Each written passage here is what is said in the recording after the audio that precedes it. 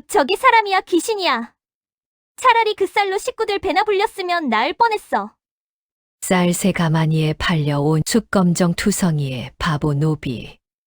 이 집안 식구들은 흉측한 몰골의 그녀를 구박하고 짐승 취급하기 바빴는데요. 하지만 아무도 몰랐습니다. 이 더러운 숫검정 아래에 어떤 사실이 숨겨져 있는지요. 과연 그녀가 숫검정으로 가리고 있는 가면 뒤의 진실은 무엇일까요? 여러분의 구독과 좋아요로 월양이에게 응원의 마음을 보태주세요. 그럼 오늘도 월향야담이 들려주는 옛날 이야기, 지금 바로 시작합니다. 흉년이 든 정유년 가을, 하늘은 잿빛으로 흐리고 땅은 바짝 말라 쩍쩍 갈라져 있었다. 이미 두 해째 이어진 흉년으로 백성들은 풀뿌리와 나무 껍질로 연명하는 형편이었다. 한때 삼남 지방에서 이름을 날리던 양반가였던 진사댁도 예외는 아니었다. 진사댁의 가장인 이덕수는 선대에 진사급제를 한 이후 벼슬길에 나가지 못하고 고향에 머물러 있었다. 그나마 넉넉했던 농토와 재산도 연이은 흉년과 관가의 가혹한 세금 징수로 대부분 잃어버렸다. 이제 남은 것이라곤 기울어가는 기와집 한 채와 몇 마직이 되지 않는 척박한 논밭뿐이었다. 어느 날 저녁 대문 밖에서 인상 사나운 노비상인 주막쇠가 수레를 끌고 나타났다. 수레 뒤편에는 남루한 삼배옷을 걸친 여인 하나가 밧줄에 묶인 채 고개를 푹 숙이고 있었다. 얼굴 전체의 검은 숫검정이 잔뜩 발라져 있어 원래 얼굴을 알아볼 수조차 없었다. 진사날이 요즘 같은 흉년의 종 하나 들이시는 게 어떠신지요? 이 계집종은 벙어리라 말썽 부릴 일도 없고 밥만 축내는 입이 아니라 일은 제법 합니다. 원래 같으면 열냥도 받을 것이지만 날있게 특별히 쌀새 가마니, 그러니까 3냥만 받고 넘기겠습니다. 이덕수의 아내인 안방마님 신씨는 코웃음을 쳤다. 벙어리의 얼굴에 수칠까지 한 걸 보니 천연두라도 알았나 보지. 그런 흉한 것을 누가 3냥이나 주고 사겠어요. 하지만 집안에 일손이 부족한 것도 사실이었다. 원래 있던 종들도 대부분 도망가거나 팔려나가 이제 늙은 종 하나와 부엌대기 하나만 남아있을 뿐이었다. 결국 이덕수는 귀한 쌀새 가마니를 주고 그 여종을 사들이기로 했다. 여종이 처음 진사댁 안마당에 들어섰을 때 집안 식구들은 모두 눈살을 찌푸렸다. 그녀의 얼굴은 숫검정으로 온통 새까맣게 칠해져 있었고 머리카락은 엉켜붙어 마치 까마귀 둥지 같았다. 키는 여염집 여자치고 제법 컸지만 어깨는 축 처져 있고 등은 구부정했다. 옷은 누더기나 다름없어 여기저기 찢어지고 기운 자국이 역력했다. 저게 사람이야, 귀신이야? 부엌대기 복녀가 기겁을 하며 뒷걸음질 쳤다. 안방마님 신씨가 여종 앞에 다가가 인상을 찌푸렸다. 내 이름이 뭐냐? 아, 벙어리라고 했지. 말도 못한다니 정말 쓸모없는 것을 사왔구나. 여종은 고개만 더욱 깊이 숙인 채 입에서 하는 짐승 같은 소리만 냈다. 침까지 질질 흘리는 모습이 정말로 정신이 온전치 못한 사람처럼 보였다. 보기만 해도 재수 없어. 그래, 막 주워온 것이니 이름을 막순이라고 하자. 막순아, 신씨가 날카로운 목소리로 불렀다. 여종이 움찔하며 고개를 들었다. 그 순간 숫검정 사이로 번뜩이는 눈빛을 본 신씨는 이상한 기분이 들었다. 벙어리 치고는 눈빛이 너무 또렷하고 예리했던 것이다. 하지만 금방 여종이 다시 멍한 표정을 지으며 침을 흘리자 신씨는 착각이었다고 여기고 고개를 저었다. 막순이, 내가 할 일은 부엌일이다. 복녀를 도와 물을 길어오고 밥을 짓고 설거지를 해라. 그리고 똥장군도 내가 질 거야. 알겠느냐? 막순이는 고개를 꾸벅였다. 그날부터 그녀의 고된 노비 생활이 시작되었다. 막순이가 진사댁에 온 지 보름이 지났다. 그녀는 매일 새벽같이 일어나 우물에서 물을 길어오고 부엌에 불을 지폈다. 하지만 일손은 서투르기 짝이 없었다. 물동이를 이고 가다가 넘어지기 일쑤였고 밥을 지으면 항상 눌어붙었다. 아이고, 이 못난 것아. 밥도 제대로 못 짓냐? 복녀가 주걱으로 막순이의 손등을 때렸다. 막순이는 으윽 소리만 내며 웅크렸다. 안방마님 신씨는 더욱 가혹했다. 쌀 세 가마니가 아깝구나. 차라리 그 쌀로 식구들 배나 불렸으면 나을 뻔했어. 너 같은 쓸모없는 것을 데려오다니. 특히 똥장군을 치는 일은 막순이의 몫이었다.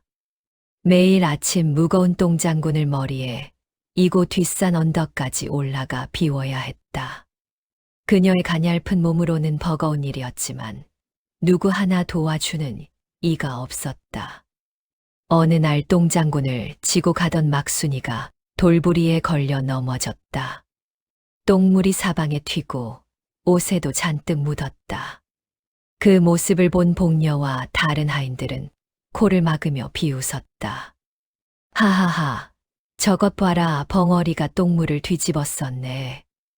원래 더러운 것이 더러운 것과 어울리는 법이지. 막순이는 눈물도 흘리지 않고 묵묵히 일어나 쏟아진 것을 다시 주워 담았다. 그녀의 손은 떨리고 있었지만 얼굴엔 아무런 표정도 없었다. 마치 모든 감정을 꽁꽁 숨겨버린 듯했다. 밤이 되면 막순이는 부엌 아궁이 옆 좁은 다락방에서 잠을 잤다. 그곳은 쥐들이 득실대고 바람이 새어들어와 겨울이면 얼어 죽을 것 같았다. 하지만 막순이는 단 한 번도 불평하지 않았다. 아니, 불평할 수도 없었다. 그녀는 벙어리니까. 진사댁의 외동아들 유는 20살의 청년이었다. 어려서부터 총명하고 마음씨가 착해 동네에서 소문난 효자였다. 부친 이덕수는 아들이 과거에 급제해 집안을 일으켜 세우기를 바랐지만 유는 책보다는 사람에게 더 관심이 많았다. 어느 날 저녁 윤이 사랑채에서 책을 읽다가 배가 고파 부엌으로 향했다. 부엌에 들어서자 막순이가 혼자 설거지를 하고 있었다. 그녀의 손은 겨울 찬물에 빨갛게 부어올라 있었고 군데군데 동상에 걸린 듯 갈라진 상처가 보였다. 유는 가슴이 뭉클했다. 막순아. 막순이가 화들짝 놀라 돌아봤다. 그녀의 눈에는 경계심이 가득했다. 배고프지 않느냐?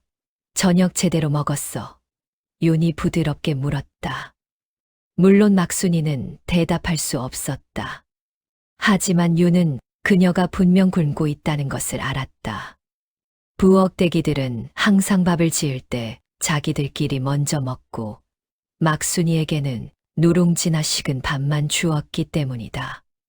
윤은 부엌 한쪽에 놓인 쌀독에서 쌀을 한 줌 퍼내 주먹밥을 만들기 시작했다. 잠깐만 기다려. 내가 밥을 만들어 줄게. 막순이는 놀란 눈으로 윤을 쳐다봤다. 양반 도련님이 직접 밥을 만든다니 믿을 수 없는 일이었다. 윤은 서툰 솜씨로 주먹밥을 만들어 막순이에게 건넸다. 자, 먹어. 아무도 모르게. 막순이는 잠시 망설이다가 조심스럽게 주먹밥을 받아들었다. 그녀의 손이 윤의 손에 닿는 순간 윤은 이상한 전율을 느꼈다. 차갑고 거친 손이었지만 어딘가 모르게 고귀한 기운이 느껴졌다.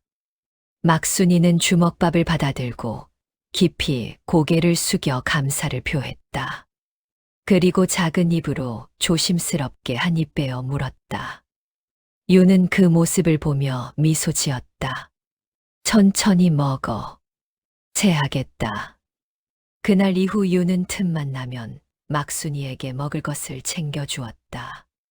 때로는 주먹밥, 때로는 엿이나 떡을 몰래 건네주었다. 처음에는 동정심에서 시작한 일이었지만 점점 윤은 막순이에게 묘한 감정을 느끼기 시작했다. 윤이 막순이에게 먹을 것을 건넬 때마다 그녀는 항상 윤을 빤히 쳐다보았다. 그 눈빛은 벙어리 천민의 것이라고는 믿기 어려웠다. 깊고 슬프고 그러면서도 어딘가 당당하고 기품이 느껴졌다. 어느 날 밤, 윤이 사랑채에서 책을 읽다가 잠깐 부엌에 물을 마시러 갔다. 막순이는 혼자 부뚜막에 앉아 불씨를 정리하고 있었다. 불빛에 비친 그녀의 옆모습은 묘하게 아름다웠다. 비록 얼굴에 수칠이 되어 있고 머리가 헝클어져 있었지만 그 윤광만은 마치 그림 속 미인 같았다. 윤이 다가가자 막순이가 고개를 들었다. 두 사람의 눈이 마주쳤다. 그 순간 윤은 심장이 쿵 내려앉는 것 같았다. 막순이의 눈동자는 깊은 밤하늘처럼 깊고 맑았다. 슬픔과 고독, 그리고 무언가 말할 수 없는 비밀을 간직한 듯한 눈빛이었다. 막순아. 윤이 무의식 중에 그녀의 이름을 불렀다. 막순이는 재빨리 고개를 돌렸다. 그리고 다시 바보스럽게 입을 벌리고 침을 흘리는 신용을 했다. 하지만 윤은 이미 알아버렸다. 저 여자는 평범한 벙어리 종이 아니라는 것을. 도대체 막순이는 누구일까? 왜 저렇게 자신을 숨기는 걸까? 윤은 밤새도록 잠을 이루지 못했다. 막순이의 눈빛이 머릿속에서 떠나지 않았다. 그는 결심했다.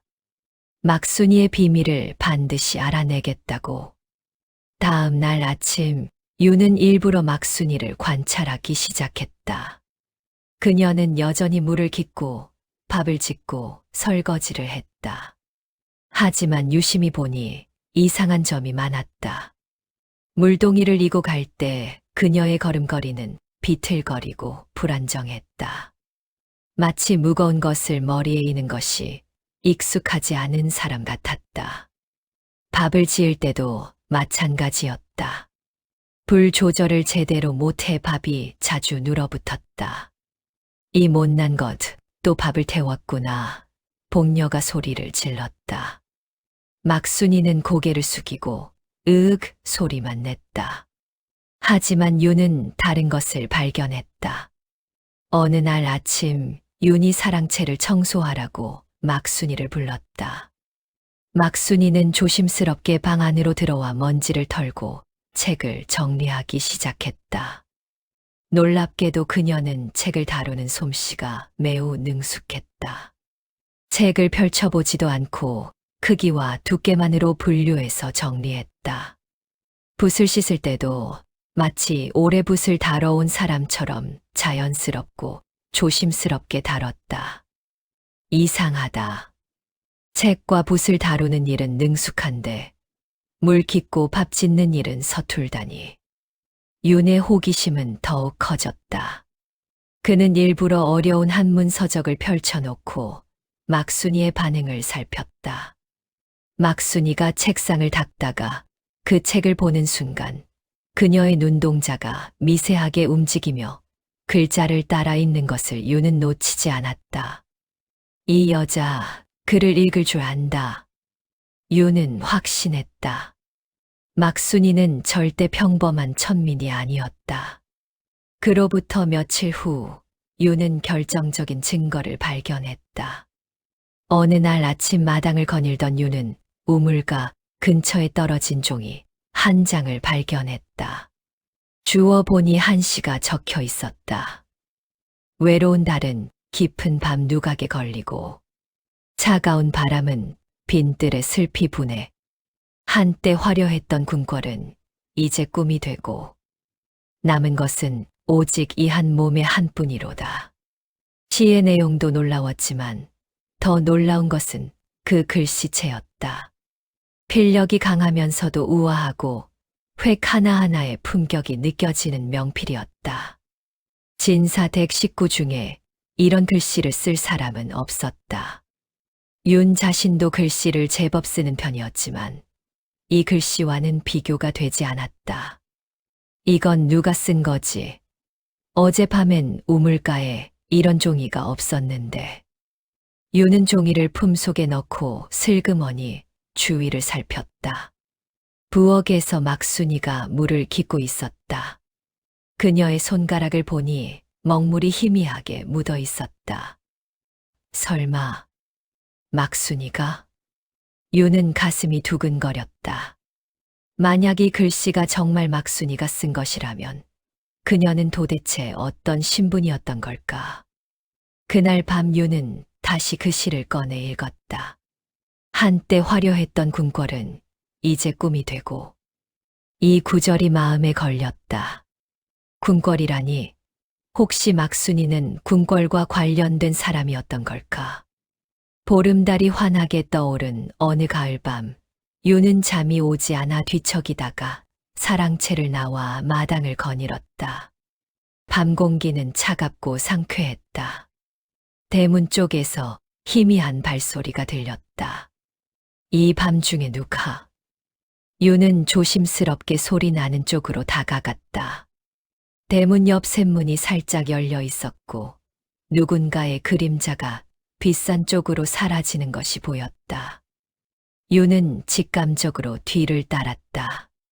뒷산 오솔길을 한참 올라가자 계곡물 소리가 들렸다. 달빛에 비친 물줄기가 은빛으로 반짝였다. 윤은 나무 뒤에 몸을 숨기고 조심스럽게 앞을 살폈다. 계곡가에 누군가 서 있었다. 달빛 아래 그 사람의 실루엣이 또렷하게 보였다. 윤은 숨을 죽였다. 그 사람은 천천히 옷을 벗기 시작했다. 누구지? 윤은 가슴이 두근거렸다. 보면 안 되는 것을 보는 것 같아 돌아서려다가 그 사람이 계곡물에 손을 담그는 순간 멈춰 섰다. 달빛 아래서 그 사람은 계곡물로 얼굴을 씻기 시작했다. 검은 순물이 물에 씻겨 내려가면서 숨겨져 있던 얼굴이 드러났다. 윤은 그 순간 눈을 의심했다. 달빛 아래 드러난 얼굴은 이 세상 사람이라고 믿기 어려울 만큼 아름다웠다. 하얀 피부는 달빛을 받아 빛나고 도톰한 눈썹과 또렷한 눈매, 오뚝한 코와 붉은 입술은 마치 옥으로 조각한 듯 완벽했다. 막순이다. 윤은 충격에 빠졌다. 그 절세 미녀가 바로 진사댁의 천안벙어리 종 막순이었던 것이다. 그녀는 긴 머리를 풀어헤치고 계곡물로 몸을 씻었다. 월광 아래 그녀의 모습은 마치 선녀가 하강한 것 같았다. 막순이는 옷을 벗고 계곡물에 몸을 담갔다. 윤은 얼른 고개를 돌렸다. 비록 궁금하기는 했지만 여인의 목욕을 훔쳐보는 것은 선비로서 할 짓이 아니었다. 잠시 후 물소리가 그치고 옷 입는 소리가 들렸다. 윤은 조심스럽게 고개를 돌렸다. 막순이는 등을 보이고 서서 속옷을 입고 있었다. 바로 그때 윤의 눈에 믿을 수 없는 것이 들어왔다. 막순이의 오른쪽 어깨 죽지, 정확히 견갑골 위쪽에 선명한 붉은색 문신이 새겨져 있었다. 그것은 다름 아닌 용 문신이었다. 날카로운 발톱과 위험 있는 얼굴, 구름 사이를 헤엄치는 형상이 생생했다. 윤은 그 순간 온몸에 전율이 흘렀다. 조선 땅에서 용 문신을 새길 수 있는 사람은 오직 한 부류뿐이었다. 왕실의 혈족. 그것도 정통 혈통을 증명하는 표식으로 왕자나 공주에게만 몰래 새기는 비밀스러운 표식이었다. 설마 막순이가 왕족이란 말인가? 유는 머리가 복잡해졌다. 하지만 곰곰이 생각해보니 말이 되었다. 그녀의 고귀한 눈빛, 글을 읽을 줄 아는 능력, 명필로 시를 쓰는 재주, 그리고 무엇보다 그 기품. 모든 것이 설명되었다. 그렇다면 왜 왕족이 이런 천한 신분으로 숨어 사는 걸까? 윤이 생각에 잠겨 있는 사이 막순이는 옷을 다 입고 머리를 빗기 시작했다. 그녀는 다시 숯검정을 얼굴에 바르고 머리를 헝클게 만들어 원래의 추한 모습으로 돌아갔다. 윤은 너무 놀란 나머지 무의식 중에 발을 옮겼다. 바로 그때 발밑에 있던 마른 나뭇가지를 밟고 말았다. 딱 하는 소리가 고요한 밤에 크게 울렸다. 막순이가 번개처럼 돌아섰다. 그녀의 눈빛은 순간 살기등등했다. 품속에서 은장도를 꺼내 들고 윤이 숨은 나무 쪽으로 다가왔다. 누구요? 나오시오. 또렷하고 냉랭한 목소리였다. 벙어리가 말을 한 것이다. 윤은 더 이상 숨을 수 없다고 판단하고 나무 뒤에서 걸어 나왔다. 나요. 윤이요. 달빛 아래 윤의 얼굴이 드러나자 막순이는 깜짝 놀란 표정을 지었다. 은장도를 든 손이 미세하게 떨렸다. 도련님? 막순이. 아니, 당신은 도대체 누구요? 막순이는 잠시 망설이다가 은장도를 윤의 목에 들이댔다. 본 것을 말씀하시면 목숨을 부지하기 어려울 것입니다. 윤은 두렵지 않았다. 오히려 가슴이 아팠다. 당신이 나를 죽이겠소. 당신에게 그동안 밥을 챙겨주고 따뜻하게 대해준 나를? 막순이의 손이 더욱 떨렸다. 은장도 끝이 윤의 목에 살짝 닿아 피가 한 방울 맺혔다. 하지만 윤은 피하지 않고 막순이의 눈을 똑바로 쳐다봤다. 나를 죽이시오. 하지만 죽기 전에 한 가지만 물어보겠소. 당신은 왜 이렇게 숨어 사는 거요? 도대체 무슨 일이 있었던 거요? 막순이의 눈에 눈물이 고였다. 그녀는 결국 은장도를 거두고 주저앉았다. 말씀드릴 수 없습니다. 알면 도련님도 위험해집니다. 윤은 막순이 옆에 앉았다. 나는 이미 당신의 비밀을 보았소. 어깨에 용 문신을. 당신은 왕족이시오? 막순이는 긴 침묵 끝에 고개를 끄덕였다. 그리고 떨리는 목소리로 말하기 시작했다. 제 본명은 연희입니다. 폐세자 이강의 외동딸이자 선왕의 손녀였습니다. 윤은 숨이 멎는 것 같았다. 폐세자 이강이라면 10년 전 영모 혐의로 폐위되고 사사된 그 비운의 세자를 말하는 것이었다. 연희는 계속 이야기했다. 10년 전 아버님께서 영모를 꾀했다는 누명을 쓰셨습니다. 사실 아버님은 누명을 쓰신 것이었습니다. 당시 권력을 잡고 있던 데비전의 오빠인 영의정 김상헌이 왕위를 노리고 꾸민 음모였습니다. 그래서 세자궁의 모든 이들이 처형되었습니다. 할아버님이신 선왕께서도 되셨지만 데비전의 압력에 어쩔 수 없으셨죠. 하지만 아버님께서는 마지막 순간 저를 살리기 위해 은밀히 저를 궁 밖으로 빼내셨습니다. 연희의 목소리는 눈물로 떨렸다.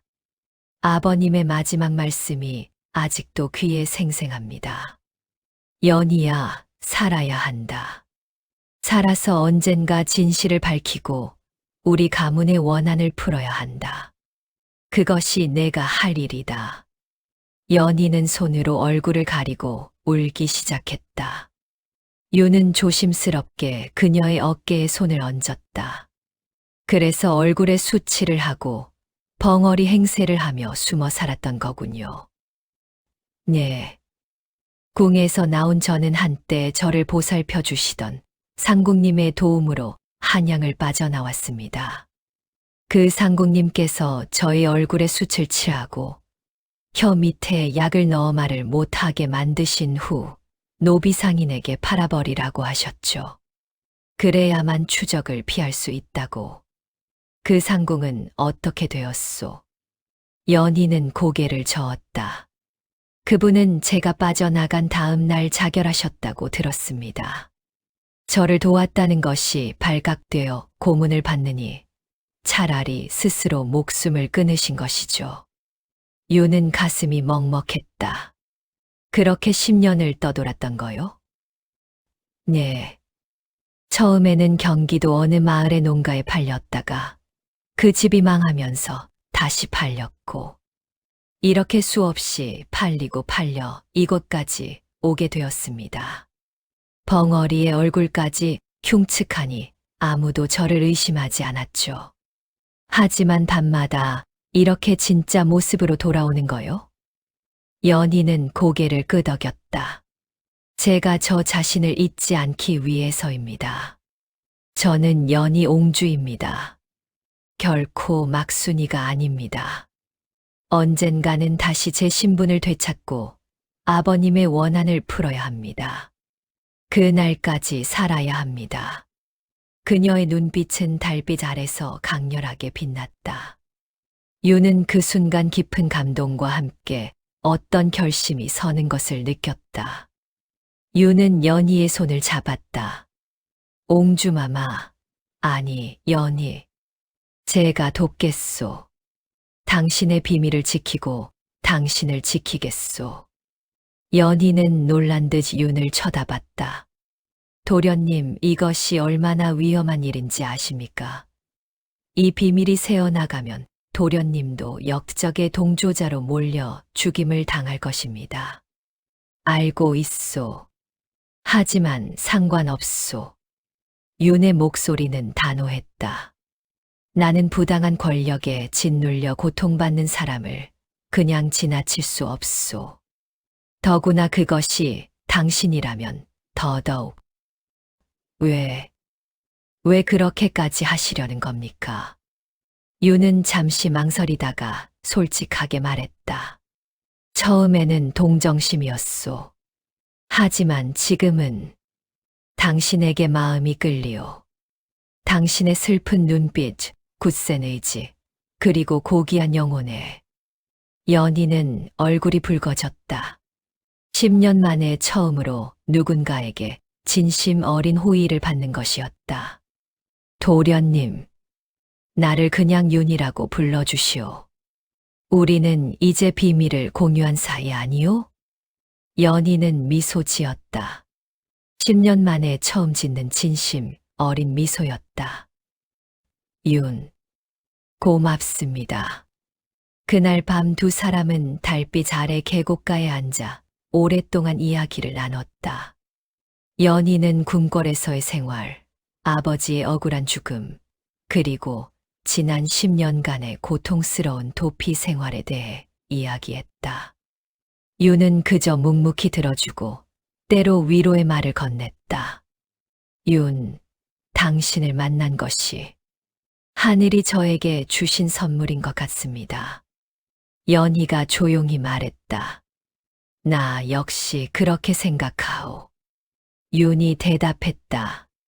두 사람 사이에 애틋한 감정이 싹 트고 있었다. 하지만 그들은 아직 모르고 있었다. 곧 닥칠 위기를. 그로부터 사흘 후 마을에 심상치 않은 소문이 돌기 시작했다. 한양에서 관군이 내려와 수상한 여자를 찾고 있다는 것이었다. 들었어. 관군들이 얼굴에 점이나 흉터가 있는 여자를 찾는다던데. 무슨 죄를 지은 거래? 역적의 잔당이라던데. 10년 전 폐세자 사건과 관련이 있다나 뭐라나. 유는 이 소문을 듣고 가슴이 철렁 내려앉았다. 즉시 연희를 찾아갔다. 연희는 부엌에서 설거지를 하고 있었다.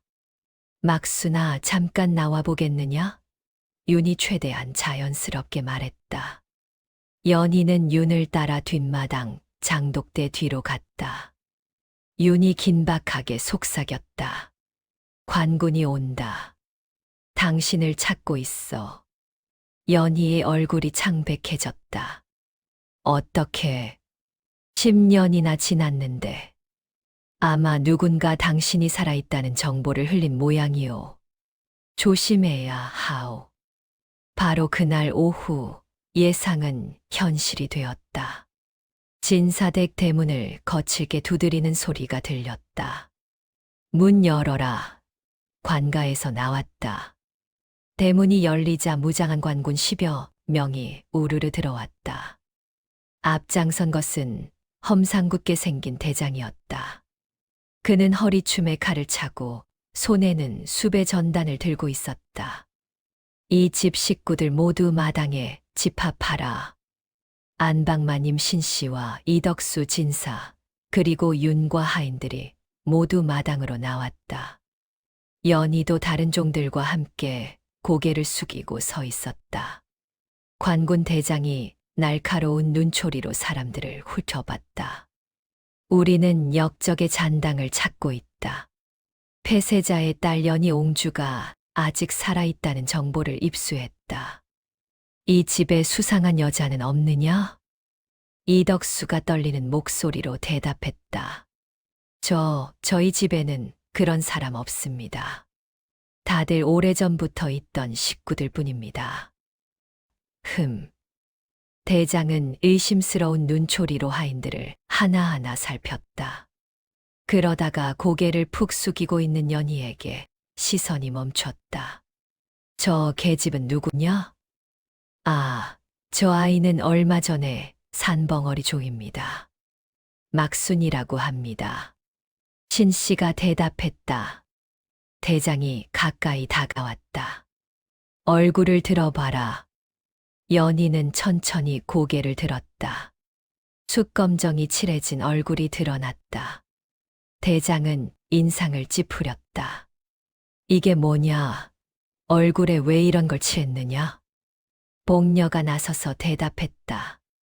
저 아이는 얼굴에 천연두 흉터가 있어서 수치로 가리고 다닙니다. 수상하군. 씻겨봐라. 대장이 명령했다. 한 병사가 물동이를 들고 다가왔다. 연희는 본능적으로 뒤로 물러섰다. 바로 그때였다. 잠깐 윤이 앞으로 나섰다. 그 아이를 건드리지 마시오. 대장이 눈을 부라렸다. 감히 관군의 조사를 방해하겠다는 거냐? 윤은 침착하게 말했다. 방해하는 것이 아닙니다. 하지만 저 아이는 지금 천연두를 앓고 있습니다. 물을 끼얹어 숯을 씻어내면 고름과 진물로 범벅된 얼굴을 보게 될 것이고, 그것은 병을 옮길 수 있습니다. 천연두? 그렇습니다. 저 아이가 왜 이렇게 헐값에 팔렸겠습니까? 아무도 천연두 환자는 사려 하지 않으니까요. 우리 집도 하도 일손이 부족해서 위험을 무릅쓰고 산 것입니다. 대장과 병사들의 얼굴이 창백해졌다. 천연두는 당시 가장 무서운 전염병 중 하나였다. 한 번 걸리면 죽거나 살아도 얼굴에 끔찍한 흉터가 남았다. 천연두라니. 대장이 뒷걸음질 쳤다. 윤은 계속 설득했다. 정 확인하시려면 하십시오. 하지만 그 책임은 대장께서 지셔야 할 것입니다. 만약 병이 옮아 부하들이나 마을 사람들이 죽게 되면 그것은 대장의 책임이 아니겠습니까? 대장은 고민했다. 연희의 얼굴을 확인하고 싶었지만 천연두에 감염될 위험을 무릅쓸 수는 없었다. 결국 그는 결정을 내렸다. 좋다. 하지만 혹시라도 거짓말이라면 너희 집안 모두 죽을 줄 알아라. 윤은 품속에서 은자 몇 냥을 꺼내 대장에게 건넸다. 대장께서 수고가 많으십니다. 이것으로 부하들과 술이나 한잔 하십시오. 대장은 은자를 받아 품에 넣고 씩 웃었다. 그래. 이번에는 봐주지. 하지만 다음에 또 오게 되면 그때는 가차 없을 줄 알아라. 관군들이 떠난 후 집안 사람들은 모두 안도의 한숨을 쉬었다. 하지만 윤의 가슴은 여전히 두근거렸다. 겨우 위기를 모면했지만 언제 또 관군이 올지 알 수 없었다. 그날 밤 윤은 연희를 만나기 위해 뒷산 계곡으로 갔다. 연희는 이미 그곳에 와 있었다. 그녀는 윤을 보자 달려와 그의 품에 안겼다. 윤, 고마워요. 당신이 아니었다면 저는. 윤은 그녀를 꽉 안았다. 괜찮소. 내가 지켰소. 앞으로도 계속 지킬 것이오. 하지만 두 사람 모두 알고 있었다. 이대로는 안 된다는 것을. 관군이 한 번 왔다는 것은 연희의 존재가 의심받고 있다는 뜻이었다. 윤, 제가 떠나야 할 것 같아요. 여기 있으면 당신과 진사댁 식구들에게 화가 미칠 것입니다. 안 돼, 윤이 강하게 말했다. 당신을 보낼 수 없소. 혼자 도망가면 반드시 잡힐 것이오. 그럼 어떻게 해야 하죠? 윤은 잠시 생각하다가 말했다. 조금만 참으시오. 분명 길이 있을 것이오. 하늘이 당신을 이렇게까지 살려놓으셨는데 반드시 이유가 있을 것이오. 연희는 윤의 손을 꽉 잡았다. 당신이 있어서 다행입니다. 10년 동안 혼자였는데 이제는 당신이라는 버팀목이 생겼으니. 두 사람은 달빛 아래 서로를 꽉 안고 있었다. 위기는 지나갔지만 더 큰 시련이 올 것을 예감하면서도 그로부터 석 달이 흘렀다. 윤과 연희는 더욱 조심스럽게 관계를 이어갔다. 낮에는 주인과 종의 관계를 철저히 유지하고 밤에만 몰래 만나 서로의 마음을 나눴다. 어느 초봄 아침 마을에 파발꾼이 달려와 방을 붙였다. 사람들이 모여들어 방을 읽었다. 조정에서 전하노라. 10년 전 폐쇄자 이강의 영모 사건은 누명이었음이 밝혀졌다. 진범은 당시 영의정 김상헌과 그 일파로 이들이 왕위를 찬탈하기 위해 세자를 모함한 것이 드러났다. 이에 폐쇄자의 누명을 벗기고 사후에 세자의 자귀를 복권한다. 만약 세자의 후손이 살아있다면 즉시 한양으로 올라오도록 하라. 왕실에서 마땅한 예우를 할 것이다. 방을 읽은 사람들은 술렁거렸다. 세자가 억울했구나. 그 김상헌이란 자가 그렇게 간악한 놈이었다니. 윤은 이 소식을 듣고 즉시 연희에게 달려갔다. 연희는 부엌에서 일하고 있었다. 윤이 그녀의 손을 잡아 끌고 뒷마당으로 갔다. 연희, 들었소. 당신 아버님의 누명이 벗겨졌소. 연희는 믿을 수 없다는 표정으로 윤을 쳐다봤다. 정말입니까? 그렇소. 조정에서 방이 내려왔소. 이제 당신은 떳떳하게 옹주의 신분을 되찾을 수 있소. 연희는 그 자리에 주저앉아 울기 시작했다. 10년 동안 기다려온 순간이었다. 아버지의 억울함이 풀리고 자신의 신분을 되찾을 수 있게 된 것이다. 아버님, 이제야 억울함이 풀렸습니다. 사흘 후 왕실에서 보낸 호위무사들이 진사댁에 도착했다. 그들은 화려한 가마와 함께 연희를 모시러 온 것이었다. 연희는 처음으로 숯검정을 완전히 씻어내고 깨끗한 옷으로 갈아입었다. 그녀의 진짜 모습을 본 진사댁 식구들은 모두 놀라 입을 다물지 못했다. 저 여자가 막순이었단 말인가? 세상에, 옹주마마셨다니. 안방마님 신씨는 그동안 연희를 구박한 것이 생각나 얼굴이 하얗게 질렸다. 하지만 연희는 그들을 꾸짖지 않았다. 오히려 정중하게 인사했다. 그동안 신세를 졌습니다. 비록 힘든 일이었지만 덕분에 살아남을 수 있었습니다. 마지막으로 연희는 윤을 찾았다. 윤은 사랑채 앞에 서 있었다. 두 사람은 마주보며 한참을 말없이 서 있었다.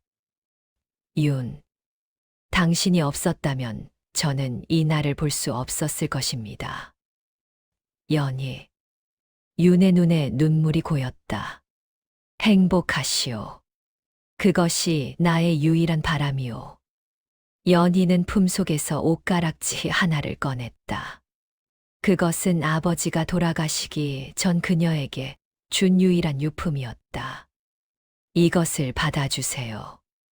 이것은 세자의 증표입니다. 언젠가 당신이 한양에 오시면 이것을 보여주세요. 제가 반드시 당신을 찾을 것입니다. 윤은 옷가락지를 받아 소중히 품에 넣었다. 반드시 다시 만나겠소.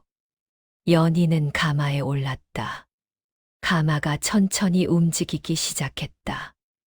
윤은 가마가 보이지 않을 때까지 그 자리에 서서 바라봤다. 그로부터 3년 후, 윤은 밤낮으로 공부에 매진하여 마침내 과거에 급제했다. 그는 한양으로 올라가 벼슬길에 들어섰다. 어느 날 궁궐에서 부름이 왔다. 이윤, 궁으로 들어오라.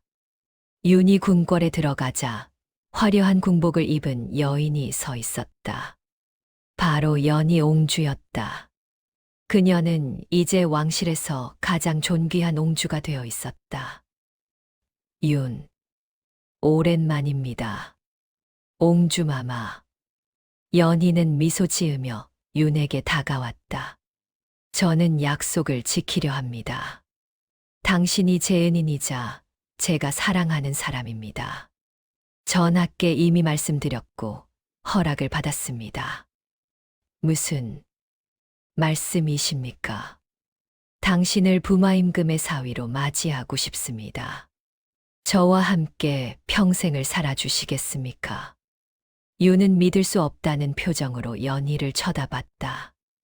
그리고 천천히 무릎을 꿇었다. 옹주마마. 아니, 연희. 제가 감히 이런 영광을. 연희는 윤을 일으켜 세우고 그의 손을 잡았다. 당신이 아니었다면 저는 지금 이 자리에 없었을 것입니다. 이것은 영광이 아니라 당연한 보답입니다. 그리고 연희는 윤의 눈을 똑바로 쳐다보며 말했다. 저는 당신을 진심으로 사랑합니다. 윤의 눈에서 눈물이 흘러내렸다. 그는 연희를 꽉 안았다. 나도 당신을 사랑하오, 연희. 한 달 후 궁궐에서 성대한 혼례가 열렸다. 한때 벙어리 천민 노비였던 막순이는 이제 존귀한 연희 옹주로 돌아왔고 그녀를 구해준 윤은 부마가 되었다. 두 사람은 그렇게 평생을 함께 살며 서로를 지키고 사랑했다. 숯검정 얼굴 속에 숨겨진 진가를 알아본 윤 도련님의 사랑, 정말 감동적이지 않나요? 여러분의 인생에도 이렇게 겉모습이 아닌 진심을 알아봐 주는 사람이 있나요? 가장 설렜던 장면이 있다면 댓글로 알려주세요. 오늘도 월향야담의 이야기가 감동적이었다면 구독과 좋아요 한 번씩 부탁드립니다. 저는 더 재미있고 놀라운 이야기로 다시 찾아오겠습니다. 감사합니다.